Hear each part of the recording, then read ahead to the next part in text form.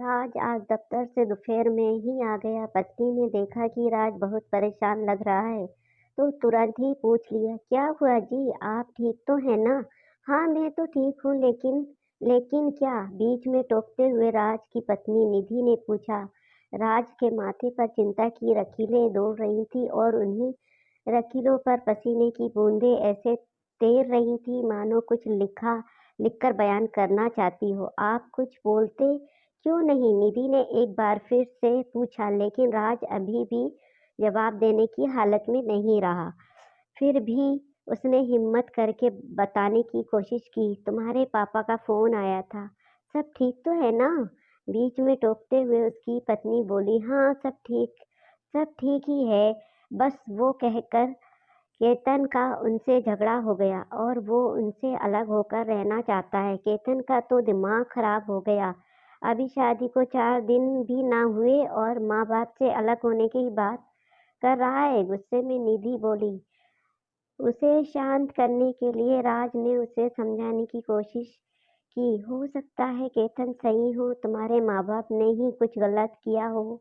आप भी क्या बात कर रहे हैं? मैं बचपन से जानती हूँ अपने माँ बाप को, वो गलत नहीं हो सकते जिन्होंने मुझे पाल पोस कर इतना बड़ा किया। क्या तुम्हें लगता है वो गलत हो सकते हैं? लेकिन हम इसमें क्या कर सकते हैं? मुझे अभी जाना है केतन के पास। उससे पूछूंगी कि ऐसे करने की हिम्मत कैसे हुई। लेकिन क्या इस समय जाना सही होगा? ये सब मैं नहीं जानती। मुझे जाना है तो जाना है। बस इस स्थिति में राजनिधि को किसी भी तरह नहीं रोक सकता था, इसलिए उसने उसके साथ जाना ही ठीक समझा। निधि और राज की शादी को 8 महीने हो चले थे। केतन निधि का भाई था। उसकी शादी को अभी 3 महीने हुए थे। निधि अपने मायके पहुंची। अभी राज की कार में से उतर ही रहा था कि इतनी देर में तो निधि घर के अंदर भी दाखिल हो गई। ड्राइंग रूम में निधि के पिता बैठे थे। निधि गुस्से में तिलमिलाई हुई उनके पास पहुंची और बोली, कहाँ है केतन?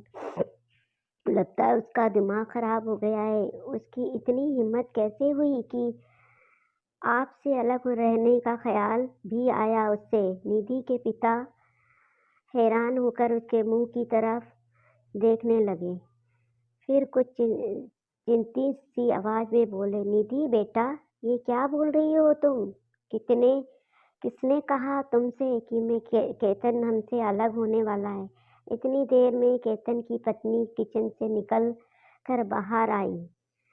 पिताजी के सवाल और केतन की पत्नी को देखकर निधि एक पल के लिए मानो सन्न रह गई। उसे समझ में नहीं आ रहा था ये सब सच हो रहा है या उसे कोई बहुत बड़ी गलतफहमी हो गई हो। तभी उसने देखा कि राज अभी तक वहां नहीं पहुंचा। निधि ने जैसे ही घूमकर दरवाजे की तरफ देखा, राज को वहां खड़ा पाया। इससे पहले कि वो कुछ पूछती, राज पहले ही बोल पड़ा, मैंने झूठ बोला था, लेकिन क्यों? अब तो निधि के साथ उसके पिता और केतन की पत्नी भी जानना चाहते थे कि आखिर हो क्या रहा है। इतनी देर में निधि की माँ भी अपने बेडरूम से निकलकर बाहर आ गई। उन्होंने भी निधि से पूछा कि क्या बात है बेटा? निधि से पहले राज ही बोल पड़ा, क्योंकि मेरे माँ बाप भी गलत नहीं हो सकते। मैं भी उनके साथ बचपन से रहा हूँ। जरूर गलती तुम्हारी रही होगी। निधि सर झुकाए खड़ी थी। वह सब समझ चुकी थी कि पर उसके घर वालों की समझ में कुछ भी नहीं आ रहा था। तो पिता ने फिर से पूछा, क्या बात है बेटा, हमें भी तो बताओ। निधि चाहती थी कि मैं अपने माँ बाप को खुद से अलग कर दूं, इसलिए मैंने झूठ बोलकर आप लोगों का सहारा लेकर इसे रिश्तों का एहसास दिलाया। निधि की आंखें आंसुओं से भर चुकी थी और वो कांपती हुई आवाज में बोली, मुझे माफ कर दो राज, हम आज ही माँ बाबूजी को घर लेकर आएंगे। लेकिन वो गए ही कहाँ थे? क्या मतलब?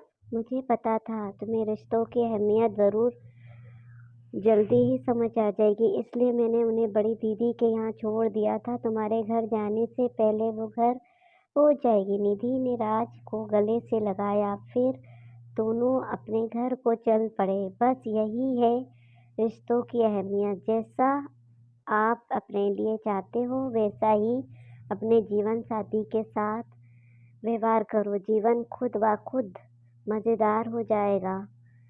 तो दोस्तों, कैसी लगी ये कहानी? अगर कहानी अच्छी लगी हो तो सब्सक्राइब कीजिए, लाइक कीजिए, शेयर कीजिए। शुक्रिया।